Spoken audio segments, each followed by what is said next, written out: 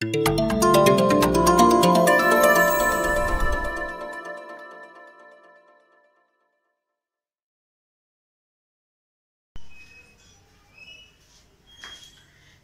My dear student, आपके अपने YouTube channel global science IQ में आप सभी लोगों का मैं हार्दिक स्वागत करती हूँ।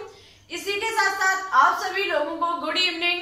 तो जैसा कि आप सभी लोगों को पता है, हम सोने से पहले एक 500 क्वेश्चंस की सीरीज चला रहे हैं, जिसकी ये क्लास नंबर 35 है, जिसमें आज हम आपके लिए NCERT केमिस्ट्री से लिए हुए मोस्ट इम्पोर्टेंट MCQ लेकर के आए हैं, जो कि आपके एग्जाम के लिए बहुत ही इम्पोर्टेंट क्वेश्चन है।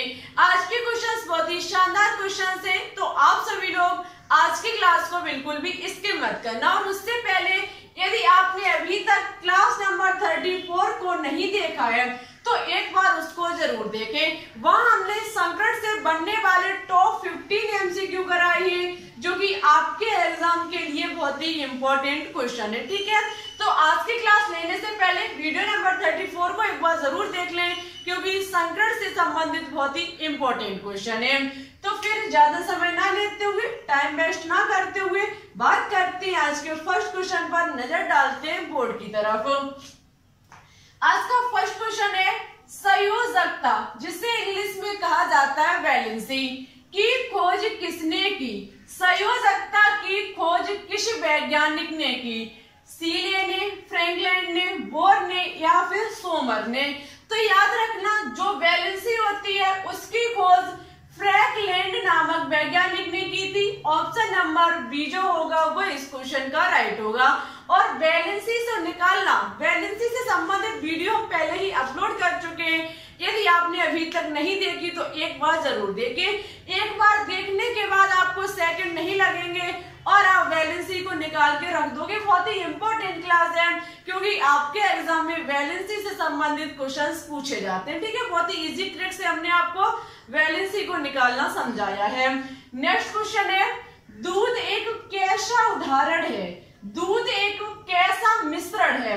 विषमांगी मिश्रण, समांगी मिश्रण, विलयन या फिर इनमें से कोई नहीं? तो याद रखना, जो मिल्क होता है, दूध होता है, वो एक विषमांगी मिश्रण होता है। बहुत ही इंपॉर्टेंट क्वेश्चन है कि दूध जो होता है वो एक विषमांगी मिश्रण होता है, जो कि जल तथा वसा का मिश्रण है। किसका?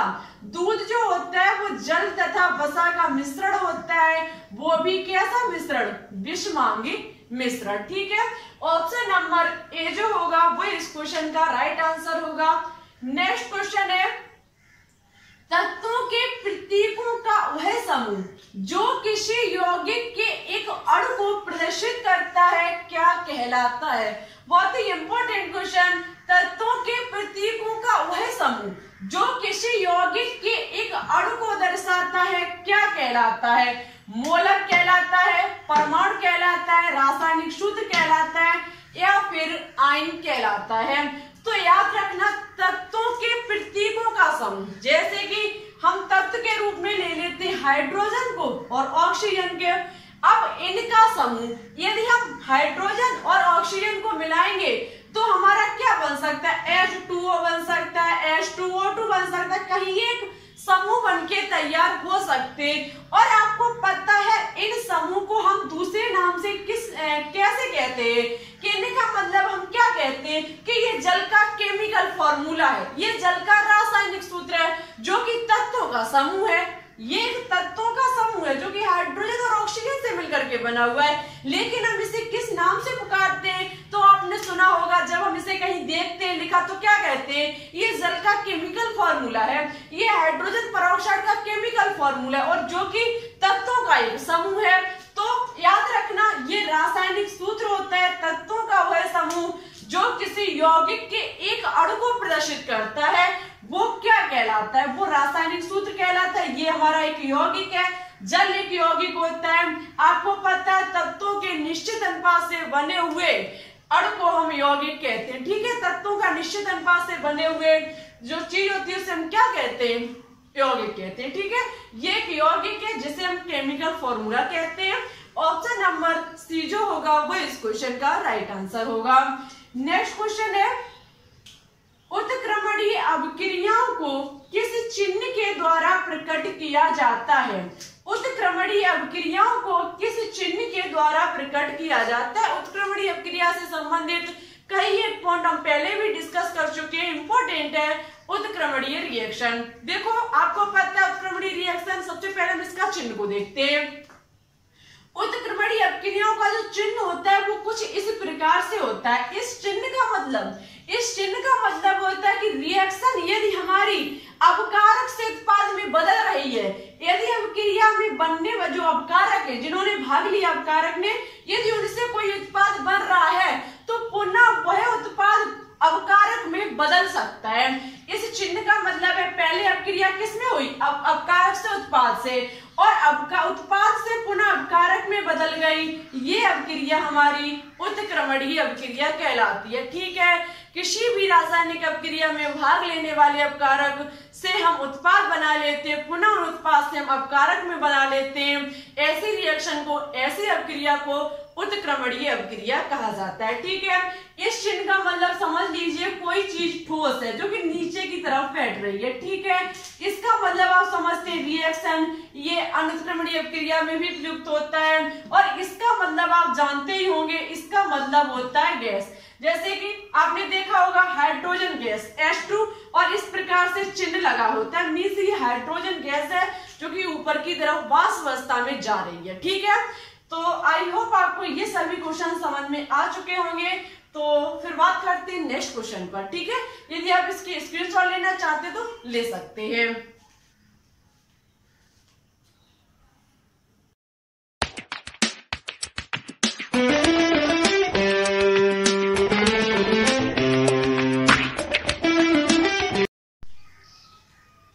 बात करते हैं नेक्स्ट क्वेश्चन पर। नेक्स्ट क्वेश्चन है अवक्रियाओं में पूर्णतः प्रयुक्त होने वाला उत्पादों की मात्रा को सीमित करने वाला अवकारक क्या कहलाता है? अवक्रियाओं में पूर्णतः प्रयुक्त होने वाला, अवक्रियाओं में पूर्णतः प्रयुक्त होने वाला और उत्पादों की मात्रा सीमित करने वाला अवकारक क्या कहलाता है? उत्प्रेरक कहलाता है या फिर अवकारक कहलाता है, सीमांत अपकर्मक कहलाता है या फिर उत्पाद कहलाता है? तो याद रखना, किसी भी अवक्रिया में पूर्णतः प्रयुक्त होकर और जो उत्पादों की मात्रा को सीमित कर देता है वो हमारा सीमांत अपकर्मक कहलाता है। ठीक है, किसी भी रिएक्शन में पूर्णतः प्रयुक्त होकर के और उत्पादों की मात्रा को सीमित कर देता है। ठीक है, ऐसे अपकर्मक को सीमांत अपकर्मक कहा जाता है, सीमांत अपकर्मक कहा जाता है। ये क्वेश्चन बहुत ही इंपॉर्टेंट क्वेश्चन है। ठीक है, बहुत ही इंपॉर्टेंट क्वेश्चन है। देखो हम जो भी कराते हैं हम अपने हिसाब से तो आपको इतना अच्छा कंटेंट देने की कोशिश करते हैं कि आपको कोई भी एग्जाम में परेशानी ना आए, कोई भी प्रॉब्लम ना हो, क्वेश्चन कितना भी घुमा के दे दिया जाए तो आप उसे सॉल्व कर पाए। ठीक है, हमारी कोशिश रहती है कि हम आपको इतना अच्छे से अच्छा कंटेंट दें और उसे इतनी बारीकी से समझाएं कि आपको एग्जाम में आने वाले क्वेश्चंस में कोई भी प्रॉब्लम ना हो। लेकिन आप लोग कई हद तक कुछ मिस्टेक कर रहे हैं। वो मिस्टेक ये है कि आप टॉपिक वाली क्लास को बिल्कुल भी नहीं देखते हो, टॉपिक वाली क्लास को बिल्कुल भी रीडिंग नहीं करते हो, तो ये कई हद तक आप अपना कर रहे हो नुकसान।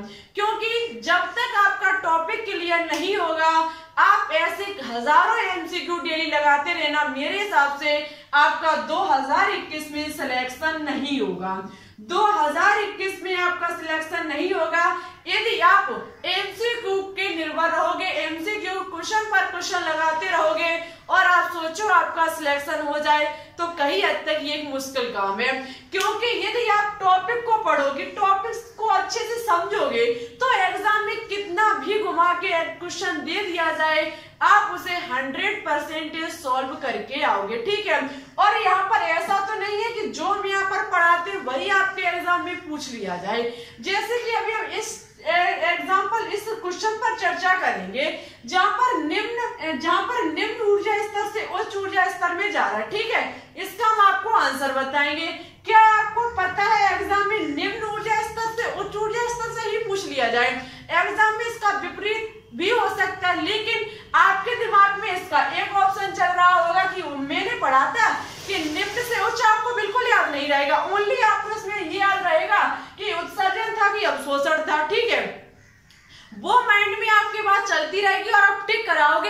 क्वेश्चन को समझे और यही आपका टॉपिक यदि क्लियर होगा तो चाहे निम्न से उच्च दे दिया जाए, चाहे उच्च से निम्न दे दिया जाए, आप उसमें बिल्कुल भी कंफ्यूज नहीं होंगे और आपका जो आंसर होगा वो बिल्कुल सही होगा।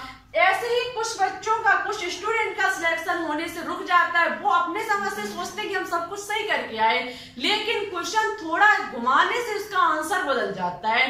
तो मेरी मानो तो टॉपिक को क्लियर करो, उसके बाद 500 क्वेश्चन की सीरीज ओनली इसलिए है कि आप यहाँ पर खुद की तैयारी को चेक करो। टॉपिक को स्टडी की आपने, 500 क्वेश्चन की सीरीज चला रहे हैं जो हम, उसमें आप डेली इसको अटेंड करो और देखो कि कौन से टॉपिक से हमने कौन सा क्वेश्चन किस प्रकार से रखा, क्या ये हम इसका आंसर सही कर पा रहे हैं या नहीं कर पा रहे। यदि नहीं कर पा रहे तो हम उस टॉपिक को और बारीकी से पढ़ेंगे।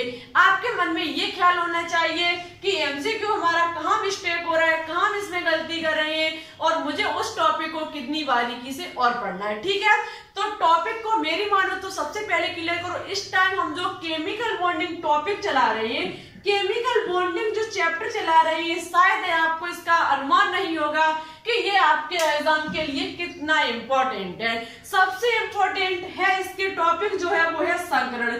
संकरण के हमने लगभग 3 पार्ट अपलोड कर दिए, प्लस इसका एक एमसीक्यू का भी हमने पार्ट अपलोड कर दिया, लेकिन उसमें किसी भी बच्चे ने, किसी भी स्टूडेंट ने ज्यादा वीडियो को नहीं देखा। ज्यादा से ज्यादा 50 प्लस स्टूडेंट ने संकरण वाली क्लास को अटेंड नहीं किया। तो क्या ओनली जब तक आप 50 प्लस स्टूडेंट ने नहीं देखा है, ओनली ज्यादा से ज्यादा 50 के करीब होंगे, 50 से करीब स्टूडेंट ने संकरण वाली क्लास को अटेंड किया। ठीक है, तो उन 50 का ही सिलेक्शन होने से, उन 50 का ही सिलेक्शन हो सकता है यदि उन्होंने मन से पढ़ा होगा। तो अब आप सोचो कि संकरण का टॉपिक नहीं पढ़ा लेकिन मैंने एमसीक्यू तो लगा ही लिया, हमारा सिलेक्शन हो जाएगा, तो ये संभव नहीं है, क्योंकि एमसीक्यू में सब कुछ नहीं हो सकता है। यदि सब कुछ पाना चाहते हो, यदि 2021 में डॉक्टर बनना चाहते हो तो आपको टॉपिक पढ़ना पड़ेगा। ठीक है, तो टॉपिक पहले क्लियर कीजिए। केमिकल बॉन्डिंग चैप्टर आप समझ नहीं पा रहे हो कि कितना इंपॉर्टेंट है आपके एग्जाम के लिए, लेकिन आप लोग किसी भी वीडियो को नहीं देखते हो। ठीक है, इसलिए मेरा भी मन कम लगता है जब आप देखते नहीं हो, तो हम भी सोचते हैं कि जब कोई देखने वाला नहीं हो तो क्यों डेली अपलोड। तभी आज आपको पता होगा हमने टॉपिक वाली क्लास को गैप किया और इसी प्रकार से हम गैप करते हुए चलेंगे, क्योंकि जब आप देखोगे नहीं, वीडियो को दोस्तों के साथ शेयर नहीं करोगे तो हमारे डालने का कोई फायदा नहीं है। आप एमसीक्यू को लगाना चाहते हो तो चलिए हम एमसीक्यू पर ही बात करेंगे, कोई बात नहीं। टॉपिक वाली क्लास नहीं देखना चाहते हैं, कोई बात नहीं, हम उसे पढ़ाएंगे लेकिन गैप करके पढ़ाएंगे। फिर आप ये मत कहना कि एग्जाम आ गया और हमारे अभी तक सभी टॉपिक क्लियर नहीं हुए, और एग्जाम ज्यादा से ज्यादा अगस्त या सितंबर में आने की गुंजाइश है कि अगस्त या फिर सितंबर में आपका फॉर्म आ जाएगा। ठीक है, तो आप नहीं मेहनत करना चाहते तो कोई बात नहीं, यदि डॉक्टर बनना चाहते हो तो थोड़ा मेहनत कर लीजिए। तो फिर ज्यादा समय ना लेते हुए अपने टॉपिक पर बात करेंगे, क्वेश्चन पर बात करेंगे। समस्थानिकों में क्या भिन्न होता है? समस्थानिकों में क्या भिन्न होता है? परमाणु भार, परमाणु क्रमांक, एवं भी दोनों, या फिर इनमें से कोई नहीं। तो आपको पता होगा जो समस्थानिक होते हैं वो है, उनमें क्या होता है कि परमाणु क्रमांक तो समान होता है, लेकिन परमाणु भार, जिसे द्रव्यमान संख्या भी कहा जाता है, वो कैसी होती है? भिन्न होती है। ठीक है, तो इस क्वेश्चन का ऑप्शन नंबर ए जो होगा वो इस क्वेश्चन का राइट आंसर होगा, परमाणु भार। हमारे इस चैनल पर कुछ ऐसे स्टूडेंट हैं जो रेगुलर वीडियो को देखते हैं और रेगुलर कमेंट करते हैं, जैसे कि हम उनके नाम भी ले सकते हैं। अनुराधा मौर्य हुई, हिमांशी हुई, पूजा शर्मा हुई और अर्जुन वर्मा पैथोलॉजी, और अर्जुन साई शर्मा है, उनकी वीडियो बहुत कम बाई चांस देख लेती हैं। जयवीर सिंह हुई, ये भी बाई चांस देखते हैं। वैसे लगभग अनुराधा मौर्य, पूजा शर्मा और हिमांशी यादव और अर्जुन वर्मा पैथोलॉजी ये वीडियो को रेगुलर देखते हैं। मेरे हिसाब से ये डेली कमेंट करते हैं, डेली वीडियो को देखते हैं, और शायद इन चारों स्टूडेंट का 2021 में सिलेक्शन हो सकता है यदि ये इसी प्रकार से मेहनत करते रहे। आप लोगों से कहना है जो हमारे वीडियो को रेगुलर देखते हैं, हमारे कंटेंट को पसंद करते हैं, प्लीज थोड़ा शेयर कीजिए वीडियो को अपने दोस्तों को। आपसे ही मुझे उम्मीद है कि आप शेयर करोगे, क्योंकि जो पढ़ता है वही दूसरे की समझ सकता है, तो इसलिए आप थोड़ा शेयर कीजिए। आपके शेयर करने से, लाइक करने से हमें मोटिवेशन बढ़ता है और हम आपके लिए रेगुलर क्लास लाने की और डेली अच्छे से अच्छा कंटेंट लाने की कोशिश करते हैं, ठीक है। तो हमने कुछ स्टूडेंट का नाम लिया। यदि हमारे चैनल पर रेगुलर आने वाले बच्चे जो होंगे उनका हम हर हफ्ते नाम जरूर लेंगे, एक बार हफ्ते में नाम जरूर लेंगे बीच वीडियो में। तो कम से कम यदि अपना नाम बुलवाने चाहते हो तो रेगुलर रहिए हमारी क्लास में, ठीक है। नेक्स्ट क्वेश्चन है, इलेक्ट्रॉन निम्न ऊर्जा स्तर से उच्च ऊर्जा स्तर में जाता है तब ऊर्जा का होता है। इलेक्ट्रॉन निम्न ऊर्जा स्तर से उच्च ऊर्जा स्तर में जाता है तब ऊर्जा का होता है। उत्सर्जन, अवशोषण, इनमें से कोई नहीं या फिर बढ़ोतरी।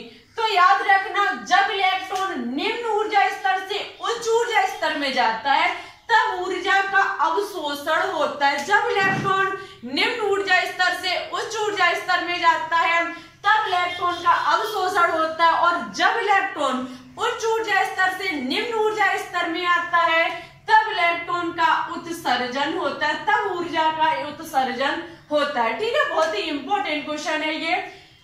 नेक्स्ट क्वेश्चन है, किसी इलेक्ट्रॉन की अनंत पर ऊर्जा कितनी होती है। आज का सबसे इंपॉर्टेंट क्वेश्चन कि किसी इलेक्ट्रॉन की अनंत पर ऊर्जा कितनी होती है। 1.121 जूल, 7.2 जूल, 0 या फिर 3.2 जूल। तो याद रखना, अनंत दूरी पर जो इलेक्ट्रॉन की ऊर्जा होती है वो 0 होती है, ठीक है। अनंत दूरी पर जो इलेक्ट्रॉन की एनर्जी होती है वो 0 होती है, ठीक है। आई होप ये भी क्वेश्चन आपको समझ में आ चुके होंगे। यदि आप इनकी स्क्रीनशॉट लेना चाहते हो तो ले सकते हैं। हम बात करेंगे नेक्स्ट क्वेश्चन पर।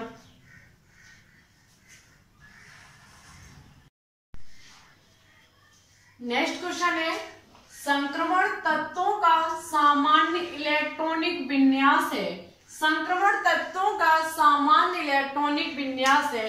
इसका आंसर आपको हमारे कमेंट बॉक्स में देना होगा, क्योंकि संक्रमण से संबंधित टॉपिक हम पहले ही पढ़ा चुके हैं, ठीक है। तो निम्न में से कौन सा संक्रमण का सामान्य इलेक्ट्रॉनिक विन्यास होगा, कौन सा ऑप्शन इस क्वेश्चन का राइट होगा, आपको हमारे कमेंट बॉक्स में कमेंट करके बताना होगा। नेक्स्ट क्वेश्चन है, समूह 5th A का कौन सा तत्व अपरूपता प्रदर्शित नहीं करता है। समूह 5th A का कौन सा तत्व अपरूपता प्रदर्शित नहीं करता है। नाइट्रोजन, विस्मित, फास्फोरस या फिर आर्सेनिक। तो आपको पता होगा फास्फोरस के भी अपर रूप होते हैं, आर्सेनिक के भी और नाइट्रोजन के भी। जो हमारे विस्मित एलिमेंट होता है इसका कोई भी अपर रूप नहीं होता है। अब आपको कमेंट बॉक्स में ये भी बताना होगा कि नाइट्रोजन के कौन कौन अपर रूप है, फास्फोरस के और आर्सेनिक के। यदि आपको पता ना हो तो आप कमेंट बॉक्स में कमेंट करके बता देना, हम आपको नेक्स्ट क्लास में बता देंगे, ठीक है। आर्सेनिक, फास्फोरस और नाइट्रोजन के अपर रूप। नेक्स्ट क्वेश्चन है, किस यौगिक का प्रयोग पूतरोधी के रूप में किया जाता है। ये दैनिक यूज में ये क्वेश्चन इंपॉर्टेंट है कि किस यौगिक का प्रयोग पूतरोधी के रूप में किया जाता है। बोरिक अम्ल, हाइड्रोजन परऑक्साइड, ए व बी दोनों या फिर इनमें से कोई नहीं। तो याद रखना, पूतरोधी मीन्स घाव भरने में हुए आपके दांतों में सफाई, ये अन्य में जो प्रयोग किए जाते हैं वो बोरिक अम्ल होता है और हमारा हाइड्रोजन परऑक्साइड। बोरिक अम्ल और हाइड्रोजन परऑक्साइड दोनों ही हमारे पूतरोधी होते हैं। आपको पता होगा बोरिक अम्ल का फॉर्मूला H3BO3 होता है। H3BO3 होता है किसका फॉर्मूला, बोरिक अम्ल का, जबकि हाइड्रोजन परऑक्साइड का H2O2 होता है, ठीक है। दोनों ही हमारे पूतरोधी पदार्थ है, दोनों ही हमारे पूतरोधी यौगिक के। बहुत ही इंपॉर्टेंट क्वेश्चन है। घाव के भरने में, दांत की सफाई में, कान की सफाई में इन सभी का प्रयोग किया जाता है। इन सभी का मतलब बोरिक अम्ल और हाइड्रोजन परऑक्साइड का प्रयोग। आज का नेक्स्ट और लास्ट क्वेश्चन है, एल्केन का दूसरा नाम है। एल्केन का दूसरा नाम है पैराफिन, ऑल्फिन, एल्काइन या फिर एल्कीन। तो आपको पता होगा एल्केन के